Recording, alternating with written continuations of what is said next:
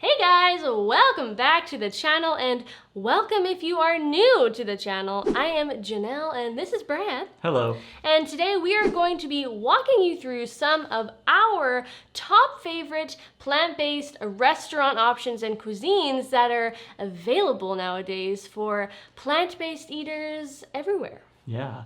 So these are going to be for anyone who might be new to the diet. Maybe you're wondering, okay, what kind of options are there out there? Which cuisines are the best for this type of diet?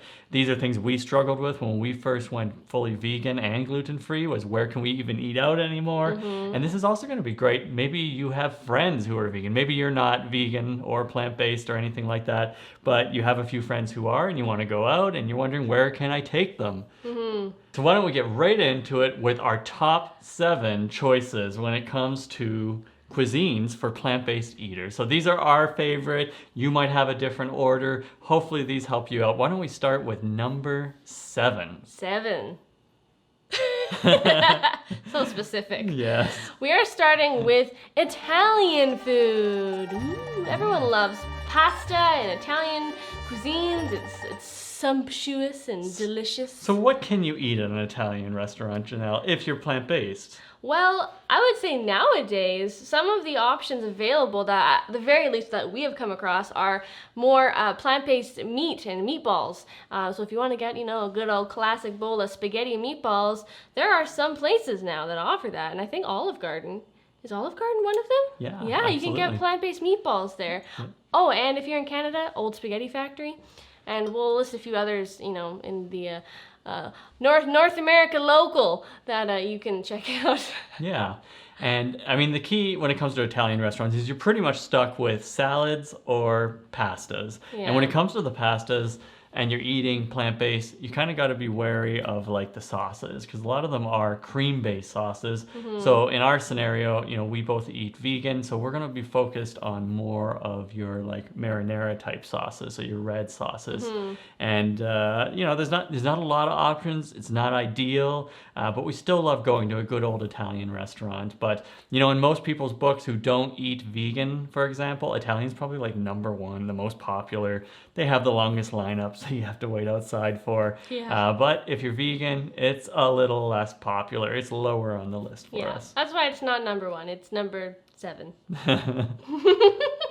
And on to number 6. So number 6 is American. So specifically what we're talking about here is more like burger and fries type options, right? As far as like just generally speaking, you can go to many restaurants now that have burgers on the menu, and so many places have Beyond Meat burgers or Impossible burgers, and it's pretty cool, especially like Red Robin is one of our favorites. It's number 6 only because there's a limited variety of options at most American food type restaurants. You're pretty much stuck with burgers and fries and salads and things like that. Exactly. Let's move on to number 5.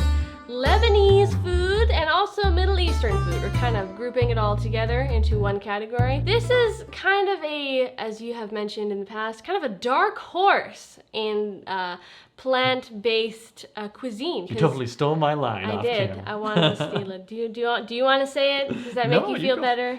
It's a dark horse. Yeah, there you go. You got it. Because people don't usually think of Lebanese. There's not a lot of Lebanese restaurants. At least around here, we are not blessed with a lot of Middle Eastern food. Even when we've traveled, it's been tough to find Lebanese restaurants everywhere. You can find a few odd ones here and there, but it just doesn't get the same popularity as some of the other restaurants out there. So I personally love what's available at most Lebanese restaurants. Falafel. Yes. Hummus. Baba ganoush. Baba ganoush. Yes. So many options. Pickled onion. So we love Lebanese food. Whenever we travel, we try to find good Lebanese places. Yeah. Moving on to number 4. You got it. It's Mexican food. Who doesn't love Mexican food?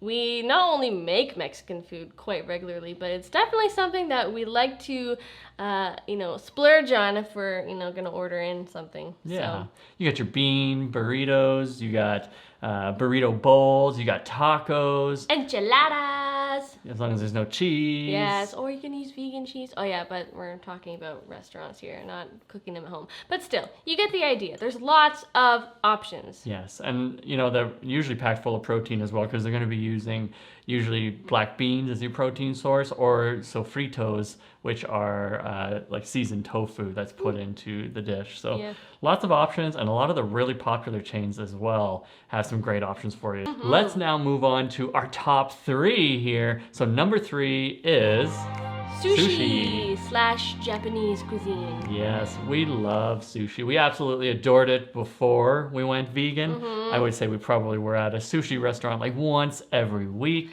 It was a problem. Yes. A good delicious problem. A delicious, indulgent problem. Yes. But I mean, there's so many options that you wouldn't really think of when you think about sushi, and those would be your different rolls, like your avocado rolls, your veggie rolls. There's so many different options there now. Pickled radish rolls. You've got agadashi tofu. Yep. Miso And they have lots soup. of rice and noodle type dishes as well. Yeah. And so, we absolutely love sushi. We have our favorite place here locally that we love to go to. I think everybody has that sushi place that you love. And just because you're going plant-based doesn't mean you still can't love going for sushi with friends. And number 2...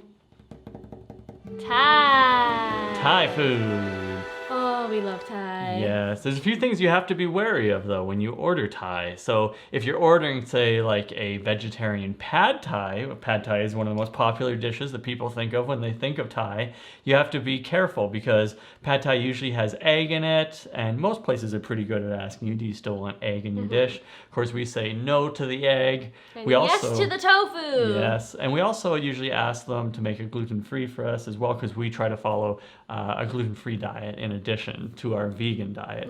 So we love Thai, and there's lots of other options too, like some of their soups and curries, some of the curries. Green curry, yellow curry, red curry. So you can't go wrong. And that brings us to number 1.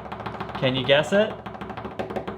I can. It's because you have it right in front of you. What is it? Indian food. Yes. Oh man, we love Indian food. We are so blessed where we live. I don't mean to rub it in your guys' face, but we are so lucky where we live. In the part of the world that we live in is so abundant with Indian cuisine. There's a huge population of South Asian people in this part of Canada that we're in, and we have so many amazing Indian restaurants. And the great thing about that is that there's so many plant-based options. Yeah, and that's because of like the Indian culture. Most people, 24 to 30% of them, actually follow a vegetarian diet in India, and so naturally, a lot of the restaurants over here have a big vegetarian menu, which is plant-based and vegan.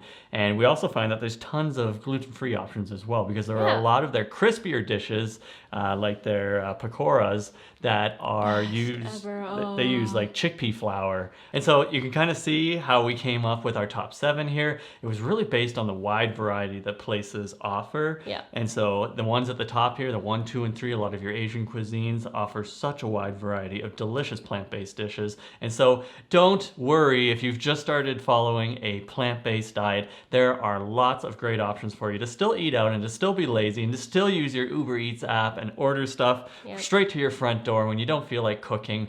You don't have to worry about it. You maybe just have to make a few tweaks, and you've got things available for you all over the place, unless you live in the middle of nowhere. I feel bad for you if you live in the middle of nowhere. So that wraps up our episode for today. We hope you guys had a great time. Make sure to hit that like button, and as we mentioned, leave us a comment down below. And if you're new to the channel, click subscribe. It's completely free. There's no cost. It just means that you get notified when some of our new videos get posted, and all that helps us out on the channel. Now, our next episode in this series is going to be all about plant-based proteins and where you can get them from in this diet. Yeah, you don't want to miss out. So subscribe, get notifications, and we will see you in that next video.